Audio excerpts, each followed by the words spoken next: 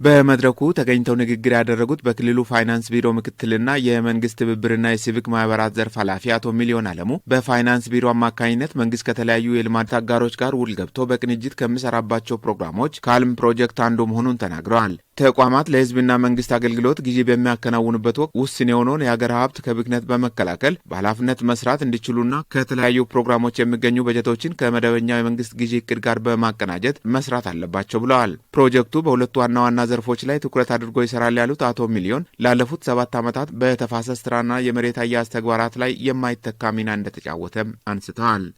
ይህ ካልም ፕሮጀክት እንግዲህ በሁለት ኮምፖነንቶች ነው ስራ የሚሰራው። እንደ ፕሮጀክቱ ላይፍ ታይም ለ7 ዓመታት ሲያገለግል የቆየ ፕሮጀክት ነው። ዘንድሮ ማብቂያው ነው የሚሆነው። እንግዲህ በዚህ ፕሮጀክት ትልቅ ሀብት ነው እየመጣለው ሁለቱን ስራዎች ለማሳለጥና የማህበረሰባችንን ተጠቃሚነት ለማረጋገጥ ሰፋፊ ስራዎች ሲሰሩ ቆይተዋል። በፕሮጀክቱ አማካኝነት የሚመጣውን ከፍተኛ ሀብት በአግባቡ በማስተዳደር የማህበረሰቡን ተጠቃሚነት ማረጋገጥና በፋይናንስ አሰራር ጥራትና ግልጸኝነት ላይ የተሻለ አፈጻጸም እንዲመዘገብ በትኩረት እየተሰራ ነው ብለዋል። በየደረጃው የሚገኙ ባለሙያዎች መመሪያና አዋጆችን መሰረት አድርገው ስራቸውን እንዲያሳልጡ የአቅም ግንባታ ስልጠናዎች እየተሰጡ መሆኑንም ተናግረዋል። እንግዲህ ግዢ ስንል የፋይናንስ ቁልፍ ስራ ነው የሚሆነው። መንግስት በመደበኛውም በፕሮጀክት የሚመጡ ሀብቶች ላይ ከፍተኛውን ድርሻ የሚወስደው ግዢ ስለሆነ እዚህ ግዢ ላሉ የኤክስፖርቶቻችን በግዢ መመሪያና አዋጁ መሰረት አድርጎ ስራዎቻቸውን እንዲያሳልጡ የማነቃቂያና ማብቂያ ስልጠና ነው። ፕሮጀክቱ በክልሉ 40 ወረዳዎችን ተጠቃሚ እያደረገ የሚገኝ ሲሆን ከእነዚህም 15 ወረዳዎች ላይ በመሬት አያያዝ አርሶ አደሩ የይዞታ ልኬትና የባለቤትነት ማረጋገጫ ደብተር እንዲያገኝ በማድረግ ከፍተኛ አስተዋጽኦ ማድረጉንም አክለዋል። 6ቱም ዞን ላይ 40 ወረዳ ላይ ተደራሽ የሆነ ነው። ወደ 40ውን ወረዳ በተፋሰስ ልማቱ አድሬስ ያደርጋል።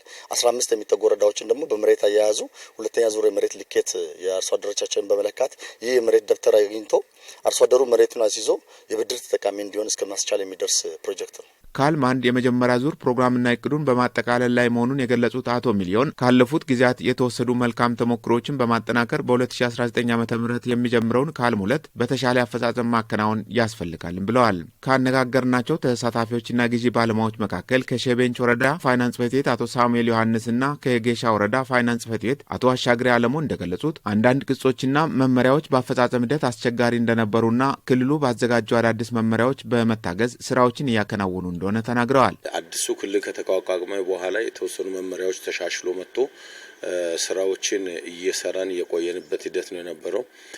ቀደም ብሎ በነበሩት መመሪያዎች ላይ አንዳንድ ብዥታዎች ነበሩ። የነበሩን የግንዛቤ ብዥታዎችን ለማጥራት እና ስራዎችን በተሻለ መንገድ እንድንሰራ አግዞናል። እንደ ተጨማሪ ያገኘሁት ነገር አለ።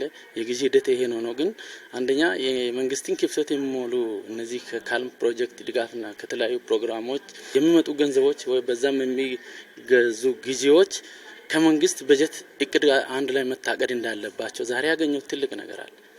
እኛ መደበኛውን ብቻ ነበር ቀደም ሲል ስናቅድ ነበር ነው። ስልጠናው በርካታ የግንዛቤ ክፍተቶችን የሞላና ለቀጣይ ተግባራት አፈጻጸም ስንቅ የሚሆን መሆኑን ያነሱት ተሳታፊዎቹ አሁንም አልፎ አልፎ የሚታዩ ችግሮች መኖራቸውን ጠቁመዋል።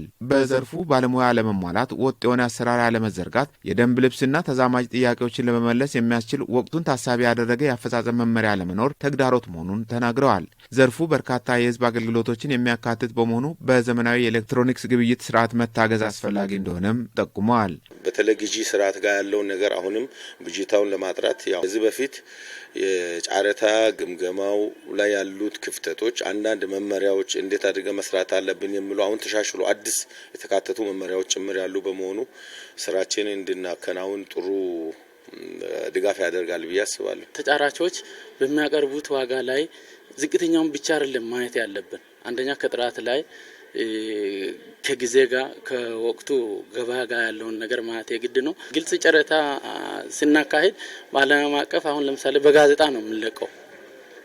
የአካባቢ ጨረታዎችም አሉ። 5 አይነት የጨረታ ሂደቶች አሉ። ግን ከነዛዎች ደግሞ በኤሌክትሮኒክስ ጊዜ ውስጥ ብንገባ የተሻለ ነው የሚለው ምንድነው? ጊዜን ይቆጥባል፣ ጉልበትን ይቆጥባል፣ ገንዘብን ይቆጥባል።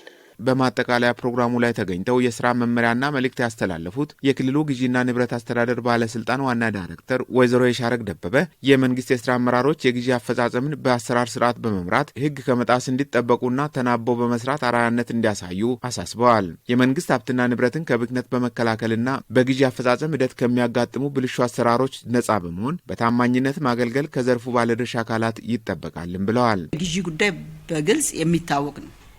ምንድነው ግዢው አካባቢ ያለ ነገር ንክኪ ሚኖር ከሆነ በጣም አስቸጋሪ ነው። ግን ይሄ ደግሞ በሂውጅ ገንዘብ የሚገዛን ግዢ አንደኛ የመንግስት ነው፣ ለህዝብ ነው የሚገዛው። እኛም የዛው የግዢው ተጠቃሚ ነን እኮ ህዝብ ማለት እኛም ከህዝብ ውስጥ ነን ያለነው። ዘን እዛ አካባቢ መጀመሪያ እቅድ ማቀድ መቻል አለብን። የጨረታ ሂደትን በመመሪያ መሰረት በጥራትና በፍጥነት በማከናወን እንዲሁም በተፈለገው ወቅት ግዢ በመፈጸም የተቋማትን ፍላጎት ማሟላትና የህዝብ አገልግሎት እንዲሳለጥ በቁርጠኝነት መስራት ያስፈልጋልም ሲሉ ወይዘሮ የሻረግ ደበበ አስገንዝበዋል። እና አሰራሩን ጠብቀን እንስራ፣ ግዢዎች አይጓተቱ፣ በተቀመጠው የጊዜ ሰሌዳ ግዢዎች ይፈጸሙ፣ ህዝቡ ተጠቃሚ ይሁን የሚለው ላይ መውሰድ እንዳለባችሁ ለማስቀመጥ ነው።